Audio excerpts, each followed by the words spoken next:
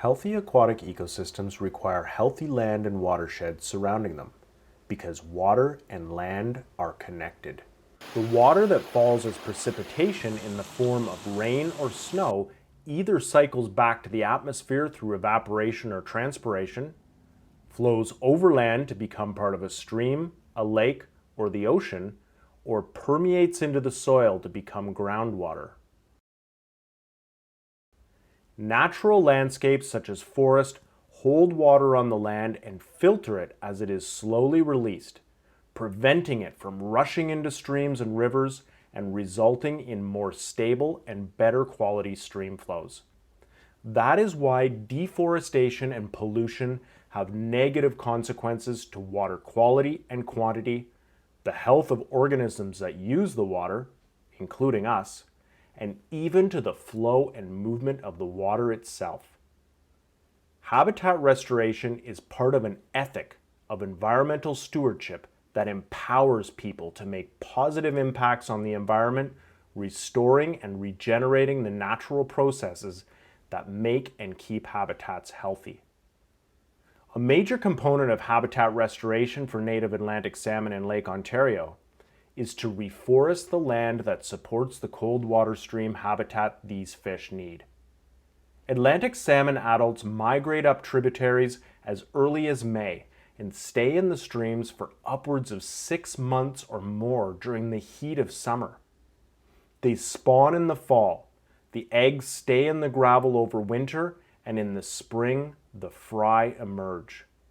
These fish live as juveniles in the stream for 1 to 3 years. Thus, cool waters and stream health is crucial to most life stages of Atlantic salmon. One of the most impactful habitat restoration techniques for cold water streams in southern Ontario is planting trees. Fish are ectotherms, and so their body temperature depends on the temperature of the surrounding environment. If you heat up the water, you heat up the fish. Trees provide shade, which helps to keep the stream water cool by reducing the amount of direct sunlight reaching the water. Tree roots also help to stabilize riverbanks and shorelines by binding the soil with their roots, which reduces erosion, thus minimizing the amount of sediment entering the water. Sediment in the water can cover gravel needed for spawning, suffocate fish eggs and aquatic invertebrates, and abrade and clog fish gills. Woody plants like trees and shrubs also buffer aquatic ecosystems from land-based pollutants by acting like filters.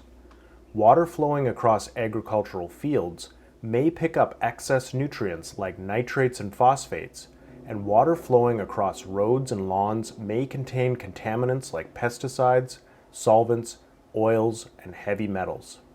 Plants can absorb these pollutants, some of which are used for growth, some are broken down and rendered less harmful by the plants and associated microorganisms, and others are stored in the plant tissues and thus kept out of the water. While it is better to keep these pollutants out of the environment in the first place, trees, shrubs, and other types of vegetation reduce the amount that enter the water when they are present. Shoreline plantings can also help protect streamside vegetation that is necessary for many species of fish.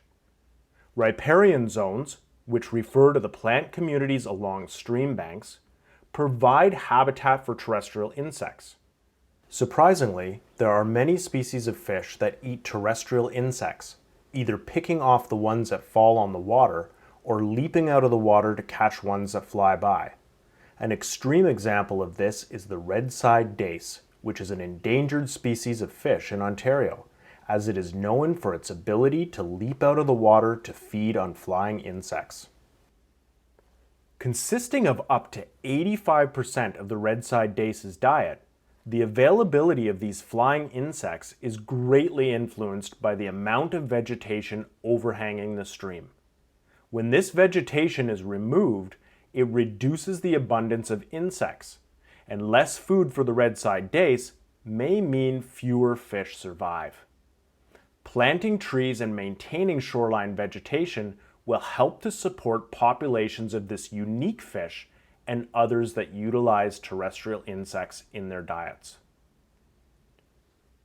Woody material also provides in-water structural habitat where fish and other aquatic species can hide and help keep the aquatic food web intact. For example, young fish can use the currents around fallen tree root wads to feed while being sheltered from predators, and larger fish hide under branches and logs. Log jams are able to create deep pools for migrating adult salmon to rest in. They also slow water velocities during high flow events and help to keep the floodplain connected to the river, which benefits many species, including species dependent upon riparian wetland habitats.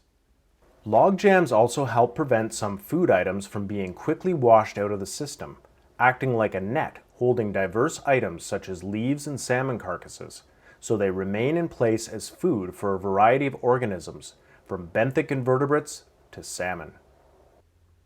Landowners, land managers, and members of the public can help improve aquatic habitat. Fallen trees and branches should be left in the water to create microhabitats that support biodiversity. Buffer strips between fields and lawns and waterways should be maintained or established. This increases the chances that some water will be filtered by vegetation before entering the stream and provides more shade and food for terrestrial and aquatic species. The larger the buffer area, the better for the health of both terrestrial and aquatic ecosystems. On a larger scale, having more forested areas within the watershed will stabilize stream discharge, slow, cool, and filter the water, and allow water to permeate the ground and refill aquifers. There are many groups such as conservation authorities, municipalities, and non-profits that will support tree planting on your property with advice on where and which species to plant, and may have subsidy programs to help with the cost. Many of these groups often have tree planting volunteer opportunities available for members of the public. Beyond improving habitat for many land-based animals that use trees directly, planting trees helps aquatic species by keeping the water cleaner and provides food and shelter for animals at different levels in the food chain, thus benefiting Atlantic salmon, other cold water fish species, aquatic invertebrates, reptiles, amphibians, mammals, and birds. Tree planting also improves water and air quality for humans and helps prevent streamside property owners from losing land to soil erosion.